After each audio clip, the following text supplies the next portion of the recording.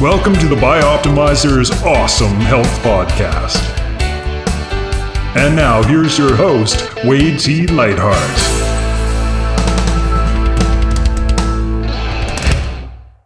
What if you could double your energy naturally without caffeine or stimulants in just 3 short months?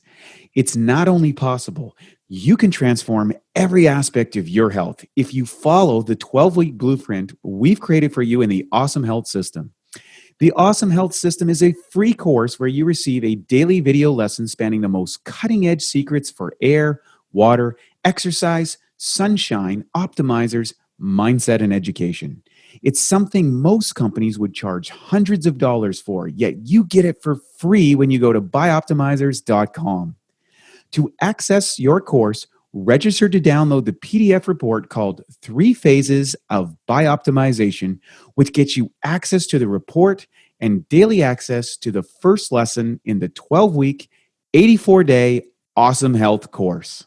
Good morning, good afternoon, and good evening. It's Wade T. Lightheart from Bioptimizers with another edition of the Awesome Health Podcast. And today we are going to talk a very, very big topic, and that's how to heal the worst menopausal symptoms naturally.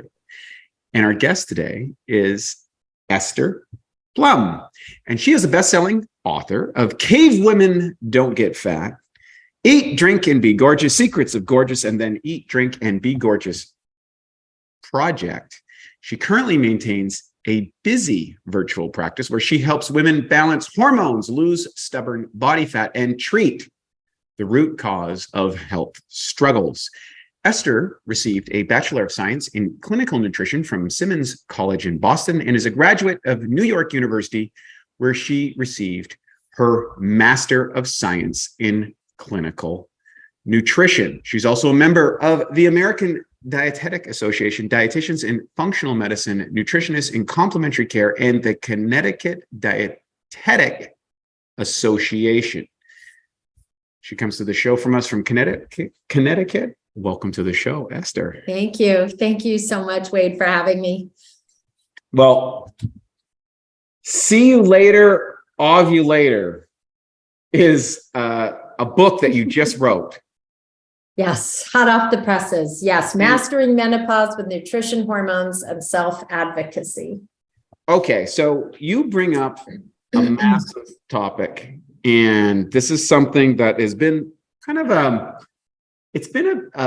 pet peeve and a personal interest of mine since I was a personal trainer way back 20 plus years ago when I was kind of training the who's who in Vancouver. And we would get middle-aged women or premenopausal, menopausal, or postmenopausal women. And their bodies operate differently. And there's a change, and women would come in and they'd be like, I don't know what's going on. What's happening?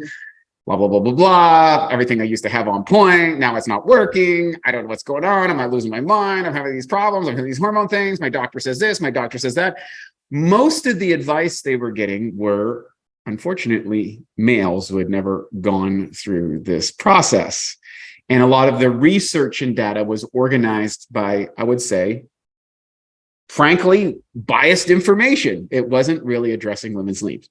As someone who's gone through the whole gamut of university, how did you find yourself in this? And was this an area that you intuited early on in your career, or is something that developed later? How did you get involved in this whole conversation to begin with? It's funny. The first 5 years of my career were actually spent in hospitals working in cardiology units. And we had AIDS patients when no one even knew what AIDS was, and diabetics and liver transplant patients. So I got a really strong clinical background. But after 5 years, I was like, I'm really not making a difference in anyone's life. No continuity, no follow-up. So I got trained in functional medicine and went and worked for a functional doctor, but also started my private practice. And from the get-go, menopausal women were coming to me. And I was like, shoot, I don't really know how to treat this. So let me just try my diet. So I would put them on a month-long cleanse of just as much protein as they wanted, as much vegetables as they wanted, fresh fruit as much as they wanted, but no grains, no dairy, just a real clean, basic diet. And they would lose an average of 10 pounds. And I was like, now I'm getting somewhere. And then we began playing with fasting and intermittent fasting. And that was also really helpful. And then as I got deeper and deeper into it, then I started bringing in testing into my own practice to really kind of go look under the hood and be a lot more precise with what was happening, because intuition alone, I can intuit quite a lot, but then I wanted more specific results. That being said, if you don't have testing done, you can still, a lot of the testing points back to lifestyle anyway. And a lot of our unhappiness or feelings unwell and the night sweats and the hot flashes, a lot of that is due to lifestyle. A lot of that is due to stress. A lot of that is due to, diet and exercise. What seems to be, because, I also do research on different women in different cultures going through it. What seems to be uniform, not all women experience hot flashes and irritability and weight gain and brain fog, but every woman, it seems across the board, vaginal dryness is a very real thing and does need to be treated. And that's, related to structural issues as well. So that's kind of what I've come up with so far in almost 3 decades of doing this. It's great. I want to go into maybe a comparison, because I think, so for example, the literature as a guy, we're pretty confident, like, male testosterone and hormone levels is dropping. The average 20-year-old male nowadays has the testosterone level of a 70-year-old man in the 70s. And So there's all sorts of metabolic issues that come with that, libido issues, as well as a sense of well-being that is interrupted when men have low testosterone or are going through essentially menopause. Yes. And it's a real thing. And it seems to be moving downwards in the population. And it's a big, big issue. What's the whole story that's happening on the female side of the equation? And are the two aspects correlated? In other words, is the same hormonal issues or changes, is there common elements in both of them, or are there unique, and there's probably a mix of both, or what are the unique elements related to women? Well, ironically, like premenopausal women have testosterone as the dominant hormone in their body as well. And the fact that, medicine is not dialed into this is another egregious thing that's been happening, because progesterone and estrogen are FDA approved. And you can get them from a pharmacy, even bioidentical, but testosterone is considered off-label for women, which is just a horrible crime against humanity. That being said, what are kind of the trends I see in the journey from a perimenopausal woman to menopause is progesterone is usually, not always, but progesterone is usually the first to fall. And this is when, and this happens, I see. Can you explain to our listeners what progesterone is from your perspective? So just so we don't speak over anybody that's listening to Yes. So think of estrogen and progesterone as the cat, the lion, and the kitten. So estrogen is the hormone that is our get up and go hormone. It can give us great mental focus and energy and give you like those great workouts the first half of your cycle, right? But it's definitely has, a strong energy to it. Progesterone's more like a kitten. It's very soft. It takes the edge off. It is very calming. It makes neurotransmitters like GABA in the brain that are very calming, that help you sleep. So what happens is, let's say you are in the second half of your cycle, or you are perimenopausal and you notice you're like, oh my God, I am exhausted all the time. I have horrible brain fog. I have breast tenderness. I'm irritable. I am very moody. And my cycles are like crime scenes. Like they're just so heavy. I'm passing clots and I'm starting to get some real anxiety and depression. And my doctor wants to put me on the IUD or the pill to control my symptoms. What happens in this time is that progesterone is usually falling and it's no longer able to oppose estrogen and keep it in check, right? The kitten keeps the lion in check and the lion keeps the kitten in check. So when you don't have enough progesterone to oppose estrogen, that's when you get these hostage situations, right? Where your body is not your own. You're having all of these symptoms at once.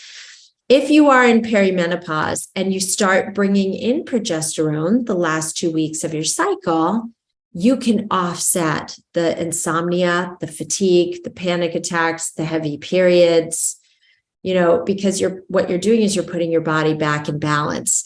If you go on a birth control pill that has synthetic progestins in it, which will only suppress your ovulation and drive your hormones down further, but they will not address the mental health benefits. Those only come from, and the sleep and the feeling of calm, that will only come from bioidentical progesterone. Mm-hmm. So related to this hormone cycle, how does it impact, I would say, fertility, libido, and then maybe your physicality, like your ability to maintain a healthy body weight or an aesthetically pleasing physique, because unfortunately women are under a tremendous amount of pressure under that area. How do those correlate? Yeah. So if you don't have a robust production of progesterone every month, you will not ovulate. And so that will definitely affect fertility. And I primarily treat menopausal women, but every now and then I'll get a young woman with the hormones of, a perimenopausal or a postmenopausal woman. And her eggs just are not producing enough progesterone. And we'll put her on a higher fat diet with animal fats, with butter and beef and fish eggs and cold water fatty fish and coconut oil, and to try and really nourish those gorgeous eggs and liver and organ meat, brain, heart, kidney.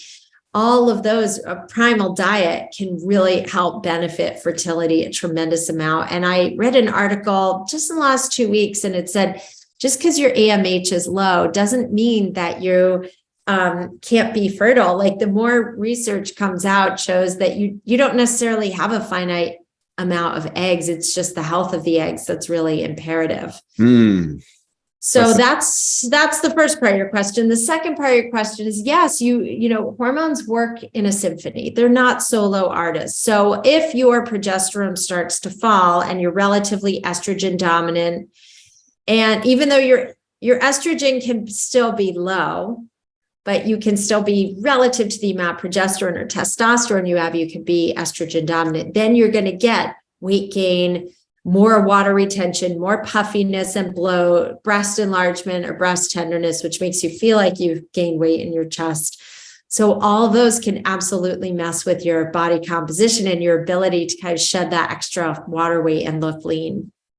So what does happen? Or I guess I should say, what is the quote unquote expected, let's say, how would I put this? What would you, and I hate to use the word normal, but what would be a normal, unimpeded process hormonally as you go from, as you go from your, say, reproductive state to premenopause to menopause and postmenopause?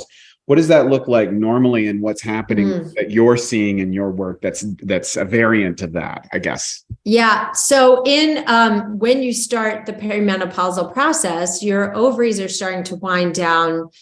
The ability to, it's starting to wind down your reproductive years, basically. It's starting to say, hey, the ovaries are slowly decreasing their production of hormones, because eventually when you go into menopause, your ovaries stop producing your hormones and your adrenals take over, and they're just eking out just very low baseline of hormones.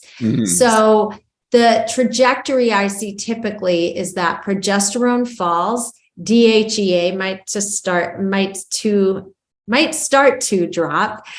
And then often testosterone can follow, and estrogen is going to wildly fluctuate up to 30% on any given day, which is why a lot of doctors say, I don't want to even bother testing your blood because it's not going to be reliable or accurate. And that's actually true.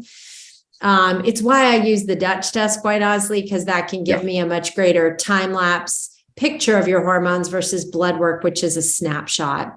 So the reason why I'm a big believer, one of the reasons why I wrote See You Later, Ovulator, was to teach women that, hey, your doctor may put you on the pill or an IUD to, regulate your hormones, but menopause is not a birth control deficiency. It's a hormone deficiency. So why not? And birth control won't address the mental health aspect of things. Now, if you need it for birth control, then by all means use it for birth control. But if you are saying, I really want to smooth out the edges and transition my body into menopause without the mad roller coaster ride and the night sweats and the vaginal dryness, here's where I would tell you to start. Number one, every woman above the age of 45, you could start at 45, should be using vaginal estrogen. This helps prevent the atrophy and the collapsing of your vaginal walls. It helps maintain collagen and elastin and lubrication so that sex is not painful. Your tissues don't get paper thin and tear. You don't have pain or dryness during sex. You don't develop UTIs because that happens when the vaginal pH shifts due to a loss in estrogen. And you support your pelvic floor so you prevent bladder prolapse and an overactive bladder. Okay. And a lot of women will say, but I don't feel dryness. Sex is not painful for me. I'm fine. I'm telling you, if you've had an episiotomy or you wait 10 more years, the situation could be worse. And this is such an easy, gentle, preventive measure. The Framingham nurses study showed that they looked at the safety and efficacy of vaginal estrogen over 18 years. And the research concluded this does not cause an increase in cancer. It stays localized. You're on a microdose. The dosages that are prescribed vaginally are so low. And bioidentical hormones too, like they are such small, tiny doses. We're not trying to get you ovulating and have you have your period till you're 85. We're trying to just offset the symptoms and the damage that can be caused from the lack of hormones. So that's step one. Step two is working with your practitioner. Now, again, please know, disclaimer here, like I'm not your doctor. This is not medical advice. I'm just telling you what I see in practice, okay? Is bringing in progesterone the second half of your cycle, if you're cycling regularly, can offset those horrible, really rough periods. Mm-hmm. Number three, DHEA is often really good to start bringing in as well. And you can get it in a supplement form. Or here's something so cool. If you don't want to use vaginal estrogen, you can use vaginal DHEA. And the studies show using it for 12 weeks straight every night at bedtime has the same benefits as estrogen. The downside to this is it's not FDA approved and it's much more expensive than vaginal estrogen, which you can get covered by insurance. So just know the difference there. And then step 3 and 4 is to really monitor your levels of estrogen and testosterone to see when you should bring them in. Those can be, it really depends. Some women I see in practice bring testosterone in while they're menstruating every month, but their hormones are declining. They may not be ovulating. They may just be menstruating. But estrogen is typically the last to come in, but some women also bring it in earlier. They're menstruating, but still hot flashing. So it's really individual. There's no one hard set trajectory because every woman's biochemistry is unique. Her stress, her diet, lifestyle, all the pieces together. Now, do you see people who have a proliferation of challenges or issues if they were on the pill earlier in life or for a long period of time versus someone who hasn't? Is there any correlation with what happens in menopause related to that? Yes. If you've been on the pill a long time, and you go off it, your ovulation may not return because it's suppressed your body's, normal signaling of what needs to happen in the brain for you to ovulate. That being said, let's say you're listening to this and you're like, I actually don't want to go off the pill. I don't want to go off the IUD because I'm worried my hemorrhagic periods and my horrible cramps are going to come back. Not a problem. What you can do is, again, because I feel like every woman should just know her options, right? There's no one way to do this. I see everybody doing all sorts of ways. So I totally respect, like, it's always your body, your choice, and you know your body. So if you're like, if I go through withdrawal from the pill right now, it's going to be hell. So what women do, though, is, they're already on synthetic estrogens from the pill. So you can gently bring in bioidentical progesterone. Again, you have to test your levels. But if you look at your levels and you're like, wow, they're really in the postmenopausal range here, I can start bringing in progesterone. I can bring in vaginal estrogen, and I can bring in DHEA if I'm a candidate, and testosterone if I'm a candidate. And then, once your estrogen really begins to fall, even though you're on the pill, then you can transition to bioidentical hormones. Now, you may find that you have to go on higher dose than what a bioidentical can be can offer, because women often, if they do pull the IUD or or the pill, some women do go through hot flashes. And so usually it's short-lived as your body transitions. So you can either ride it out with low-dose bioidenticals, or you can, kind of do a lateral repletion of estrogen and then slowly wean down. But always, you have to work with a functional MD or GYN or an NP or ND, somebody who is prescribing and knows how to do this. If your doctor, a lot of women will say, well, my doctor is really flexible and open-minded. My doctor will put me on whatever I tell them to. But you should not be directing your own menopause care. You really want to be with a doctor who does this all day, every day, and knows how to monitor you. Because once you're on hormones, you do need to get monitored every 3 to 4 months. You can't it's not just, as I call it, glam, bam, thank you, ma'am, right? You got to go on it and check like anything else. So how should a woman, maybe who's in her, let's say taking a mid-30s woman who maybe isn't yet into menopause or concerned about it, we're getting a lot of women who have sought out professional careers and they've delayed childbearing years. And now they're in their mid-30s. They want to have kids. They're worried about menopause. They're worried about, because, they're in the sexually competitive marketplace and all those things that women are facing socially, which is in amplifying the pressure.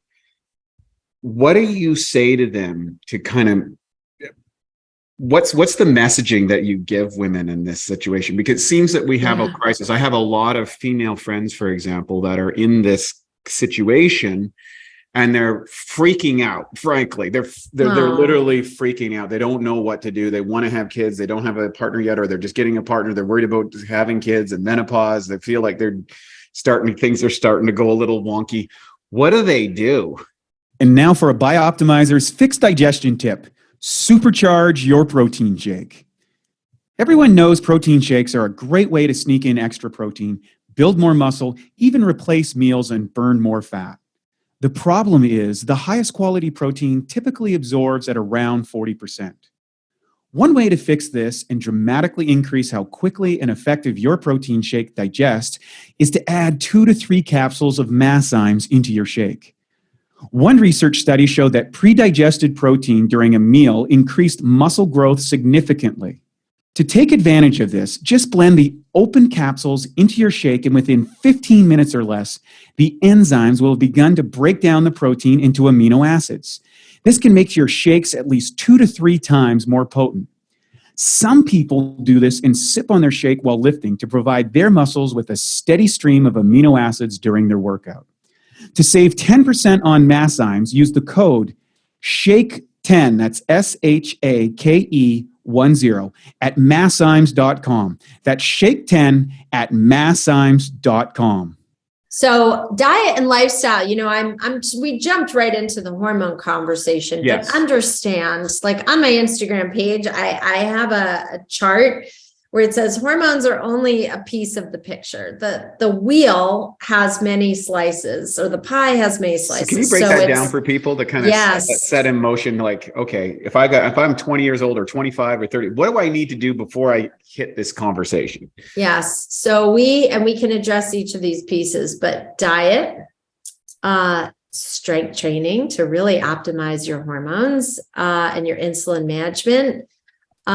Stress management is, to me, number one, because hormones are driven from the top down. And if you're chronically stressed, I can guarantee you can have low testosterone, you can have low progesterone. So it's really important. That's one thing I would tell my younger self is like, don't ever burn yourself out in your 20s if you can avoid it, because you'll spend your 30s and 40s playing quite a bit of catch up there. Mm-hmm. Time outside in nature, right? Like supplements if need be, really making sure your diet's very nutrient dense, and good sleep. So it's so basic that people ignore it and think they can continue writing checks that their body won't be cashing in their 40s and 50s. So, what are some of the no-nos on the dietary side that are really, you see, that have downstream problems? Yeah, well, certainly not getting enough protein. Women really need to optimize their protein, and they're so worried they're going to bulk up. And I'm like, ladies, no offense, dude, you're not Michael Phelps or Arnold Schwarzenegger. You're not eating 5,000 to 10,000 calories a day. You don't, although we have testosterone, we don't have enough of it to truly bulk up the way a man will. And so, it's hard enough as a man, for Pete's sakes. I mean, like, it's hard enough as a man. So men can put on 1 to 2 pounds of muscle a month. Women who are eating optimal protein and strength train can put on 0.5 pound of muscle a month.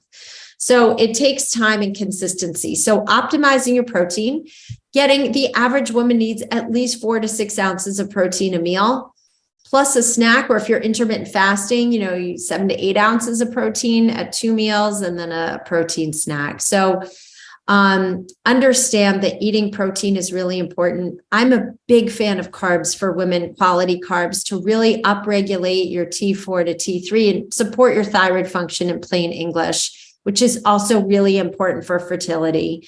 So that means, sweet potatoes, white potatoes, rice, quinoa, beans, legumes, if you tolerate, fresh fruit, vegetables.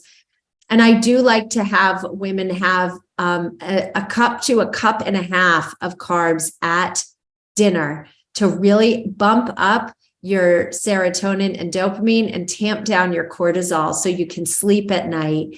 And it's just, oh my God, I love my dinner carbs. I feel so happy and peaceful after I eat them. But I have a lot of protein by day and maybe a cup of fruit in the morning. But other than that, it's a lot of protein and vegetables by day and carbs at night. But also quality fats are really important for fertility and for eggs, egg quality. So avocados, nuts and seeds, butter, red meat, egg yolks, liver. What am I missing here? Cold water, fatty fish oils.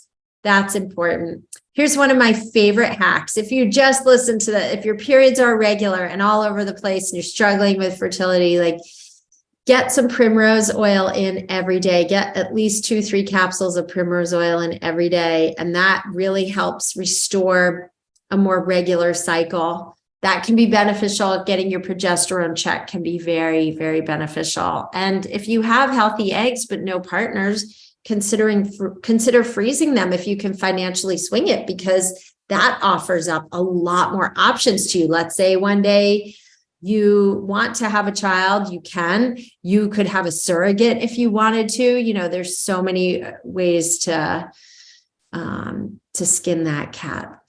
But women, we shouldn't be punished for having careers and, delaying. It's an unfortunate trade-off that happened, I think, for women. And I think it's great that women have a lot more opportunities. Unfortunately, men can't have children. And so it can't invert the way that it goes. That's the downside of that. That's the part of the equation that doesn't necessarily work out. And it's unfortunate because it puts women really under the gun. I always say that women have to grow up a lot sooner than men because of the hormonal factors that are involved if they choose to have a family. If a man can have a family much later than women, might not be optimal, but that's a tendency. That aside, let's talk about rate for women who are in the belly of the beast, and maybe they didn't take care of themselves as well as they should have earlier, or they didn't know, or they went through the stressful career. They were out doing the dinners and the glasses of wine and the late nights and the high performance lifestyle and all those things that you could go out there and kick ass and win. And now they're on the backside. They notice, okay, I'm feeling bloated after every meal. My hormones are all over the place. I'm coming up to work. I got brain fog.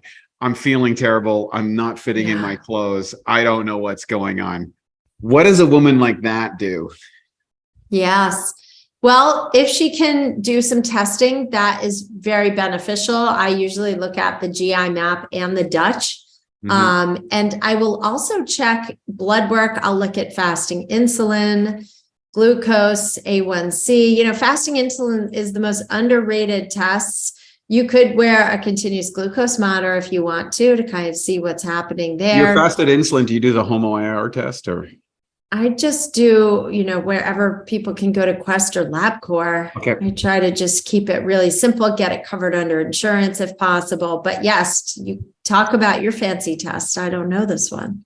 Yeah, it's the HOMO-IR test, which looks at fasting insulin and fasting glucose simultaneously. So it's because they're not necessarily correlated as well. So that's brilliant. Yeah, it's a cool test. It's a cool test. So that's a really cool test. And you want to get a comprehensive thyroid panel done. A lot of doctors use just TSH, which is a very poor excuse for a thyroid panel.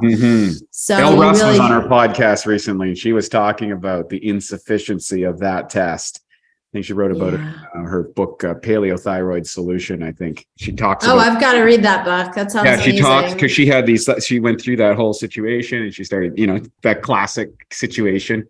She's a wonderful lady, and she turned it around. But the tests that your average medical doctor is going to issue isn't going to reveal the problem. And that was her point of that whole book. Yeah, exactly. And so yes, so you want to have some testing done. Ideally, a GI map is nice because it looks at your microbiome and tells me if your stomach acid is sufficient or insufficient, or if you have any pathogens or bacterial overgrowth that's also contributing to poor stomach acid production. Okay. And then I do love the Dutch test. It's a dried urine test for comprehensive hormones. It looks at your downstream metabolites of hormones, so I can see what you're producing, but also how it's moving through your liver, how you're detoxing it. And by the way, the GI map looks at how you're detoxing it in your gut. So that's beneficial. And I can look at your adrenal profile as well, see what your cortisol is like. So putting those all together can be beneficial. Let's say that you're like, I don't even know what those are. I don't want to work with a functional doctor. You can still do a lot of basics like chewing your food, because people forget your stomach doesn't have teeth. So digestion begins in the mouth. That's where you start producing enzymes to break down your food in the mouth when you're chewing, mixing your food with saliva. Number 2 is getting your body in a relaxed state before you eat. It's like, first of all, just sitting down, not snorting lines of chocolate chips off the counter. Actually sit. Don't work with your computer open or in front of your phone, hunched over, shoveling food in. Like, just take some deep breaths, practice a minute of gratitude before your meals. Okay, that's step 2. You can drink some bitters. If you are feeling really bloated and you feel like you're kind of constipated, you're not digesting your food well, put a tablespoon of apple cider vinegar in 8 ounces of water, drink it 30 minutes before a meal, or some bitters. That will get your bile moving, start to really stimulate your digestive juices, get those flowing. And eating, cooked versus raw foods, also very easy on the digestion, much easier than raw sometimes. So just, again, some really simple take homes. And then just cutting out or cutting back on sugar and alcohol can be huge, because alcohol, here's something wild, ladies. And believe me, you're talking to a lady who can make the best martini on the planet. Okay. But I will say this. Every cocktail you have raises your circulating estrogen levels for 4 to 6 hours after. Why is that? Because your liver has to make the choice. It has to prioritize, am I going to metabolize alcohol, or am I going to metabolize your estrogen? Well, alcohol is a poison for our body. So the liver says, yeah, I have to process that, like red alert. I have to clean that out first. Estrogen, you get in line, take a number, wait, and then I'll get to you when I'm done cleaning out that cocktail you had. So alcohol will also disrupt your REM sleep, can make you really irritable, especially PMS time. So that, and it really impedes fat loss. I mean, even when I have clients who don't believe me, and I'm like, fine, keep your Saturday night wine and let's see what happens to the scale Tuesday. And then let's see if you're actually losing any fat. I do have clients who are able to lose weight when they drink, but they are typically much more lean, metabolically flexible, and they're really lifting heavy and working out heavy and really watching their carbs. So if you do drink, have it limit, be judicious. Think about like a birthday or your own birthday, not like all of your friends' birthdays. Okay. Okay. I see you. I know you. A holiday, and just like sip it, enjoy it, pair it with food, not on an empty stomach, and have it with a protein and a vegetable. Use it as the starch, even though it's not really a starch, but just be judicious, be smart, your body. So the next thing I have a question for is, typically how long does the premenopause, menopause period go until you become postmenopause? What's a typical, I know there's probably a massive variance, but what are you seeing in your work?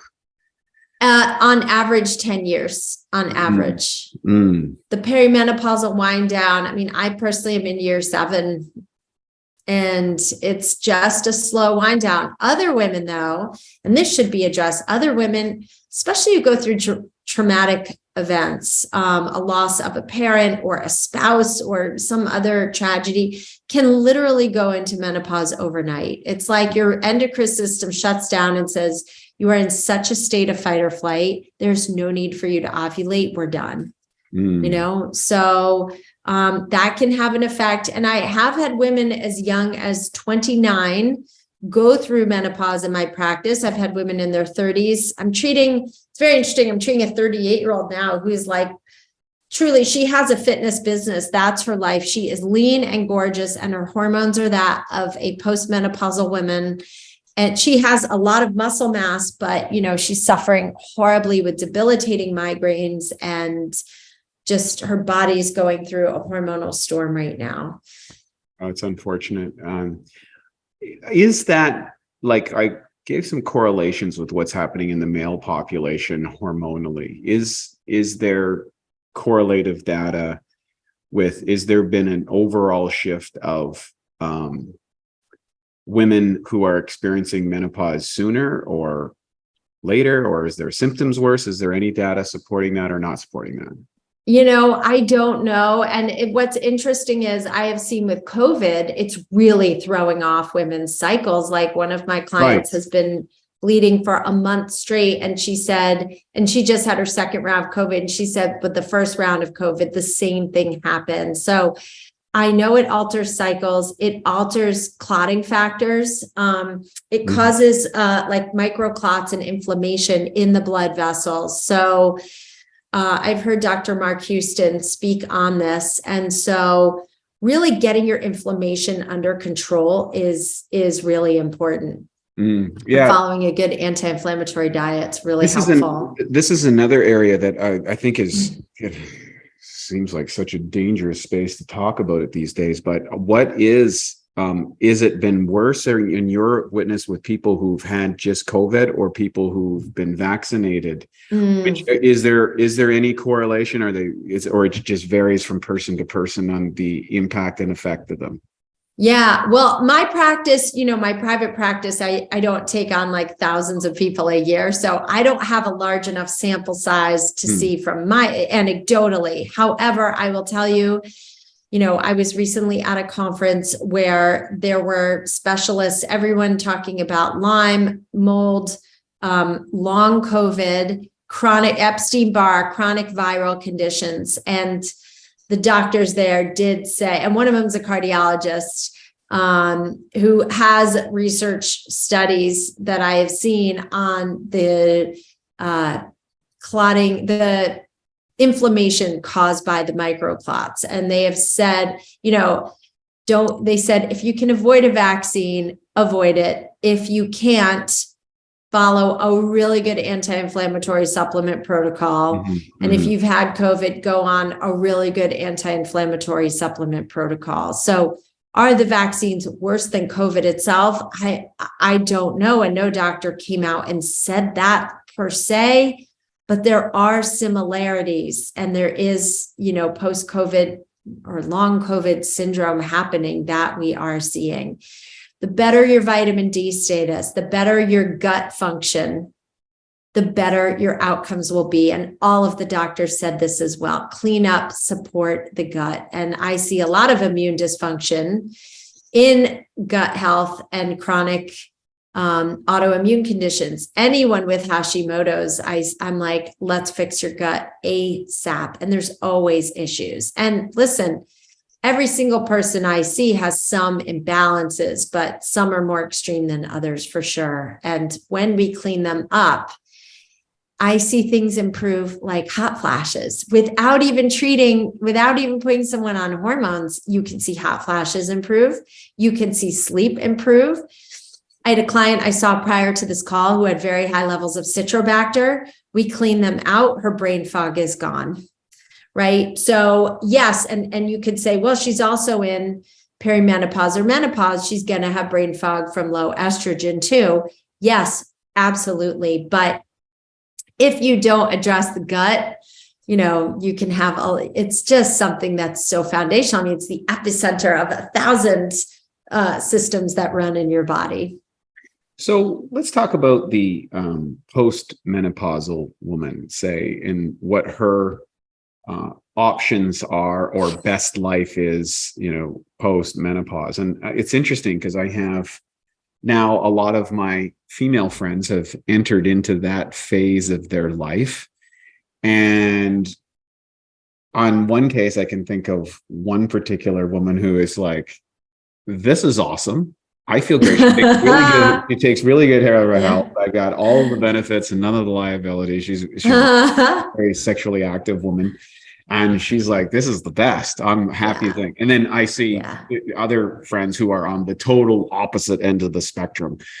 So can you paint a picture of what a post-menopausal life can look like for a woman's sake, from a healthy, super awesome, positive state of mind? Because I always like to say, what are you shooting for? Shoot for what you want. And then that leads to the decisions and actions that are going to go to your best life. Yeah. I mean, well, first of all, I'm a lady who is like very much into perimenopause and on the full spectrum of hormones, and feel better than I have felt in 7 years since I started this journey. My sleep is better than it has been since I can absolutely remember. I don't have an overactive bladder. I have a wonderful sex life. I don't have like any vaginal atrophy at all. My brain fires on all cylinders. My moods are far more stable. Although you can cross-check that with my husband and son. But yeah, it's just it's so much more predictable. Like I wake up every morning and I'm like, I'm going to feel good today. And my workouts, like I've been able to get my cortisol curve back, and my workouts are better than they've been in a long time, where I just feel good. And so it's also a time though, emotionally for women where, with the decline in estrogen, you lose your filter. And I think that is just a really important thing for you. All of a sudden, you lose your filter. What does that mean? You lose the ability to stop pleasing people all the time and to say no and set boundaries. And like, this doesn't work for me anymore. It's very interesting to note that the highest divorce rate is in women of menopausal age. Probably because, maybe they married someone in their 20s when they weren't who they are now. They didn't grow together, or they just weren't thrilled about it then. And by the time they're in their 50s, they refuse to tolerate that anymore. So, it's really an amazing time to be outspoken, to become a leader if you're not one already, to step into leadership. And to really be able to live confidently and know that, like, yes, I don't have the same body I did in my 20s. I may have silver hair now that I'm loving and rocking, or yes, my boobs may not be in the same place they were, again, in my teens and 20s, but I'm so much more comfortable with myself. I don't feel like I want to give any more mental real estate to having this perfect body. And yes, okay. Again, things have moved and shifted. They happen to move and shift after childbirth oftentimes. And even if you haven't had children, they can shift. So it's really about just owning who you are and feeling, I think, a lot more peace of mind because you're not living things unsaid as often as you used to. Is there any things that you would suggest for people, for women, like who want to get started on this journey, and who should be quarterbacking this? Because I think one of the things I don't want to advocate, and that is for people to kind of go figure this stuff out hormonally on themselves or listen to the latest ad or program. And so, for example, I have what I call the Jedi Council.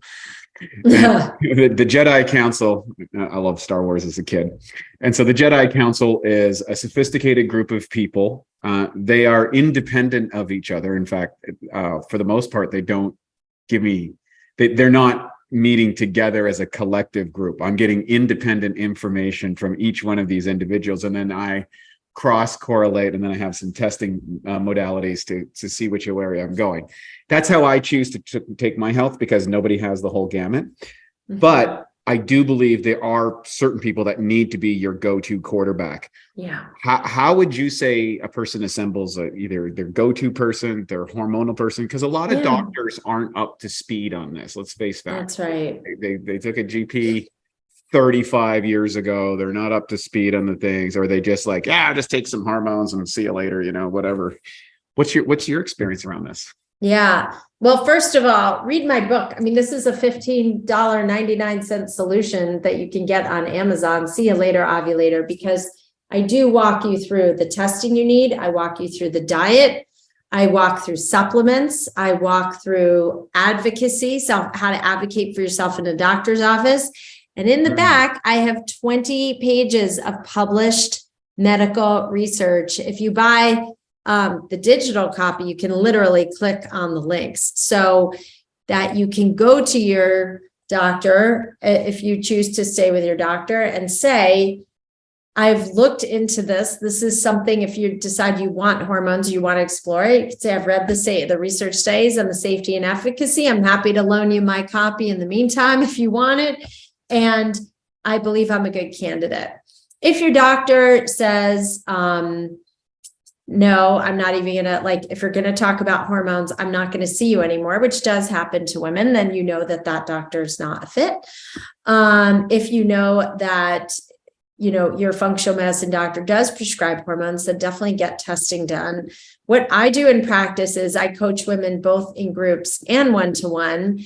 And also I run all the preliminary tests. And then if their doctor is not partnering, then I help them find a new doctor, and I often am the liaison. And for the most part, the doctors I have liaised with, I would say 90% are really wonderful and very, very collaborative, because they are grateful. I've run all the tests for them, and they just, patients can just show up and be like, here's me on paper. And then they can just write the scripts and go from there. But I need doctors, because there does come a point where I work on diet, I work on supplements, I work on addressing the issues in the tests. But then when it comes to prescribing hormones, that is so outside my jurisdiction. Don't ask me on Instagram what dose you think you should be on. I'm not giving you medical advice, and I am not a doctor. So that's where it's my joy to partner with a doctor. And then we get a team. And,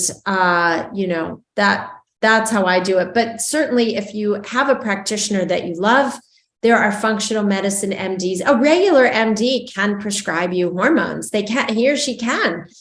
But they just may not know how to monitor. But if your regular doctor does, great, no need to change. If you have a functional medicine doctor who does, also a nurse practitioner, a naturopathic physician, depending on what state you're in, we'll have all of those practitioners will have prescription privileges and can partner with you. So there's so many great ways for you to get support. And as much as doctors are not taught about this full gamut in medical school, as often as it should be, there's still a lot of great caring doctors out there who are helping, for sure.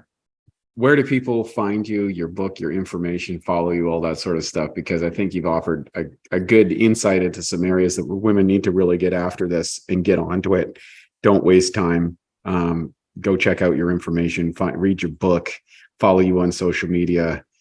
Give us all the handles and be unabashed. You got it. The promotion. You got it. So at Gorgeous Esther, that is my Instagram handle.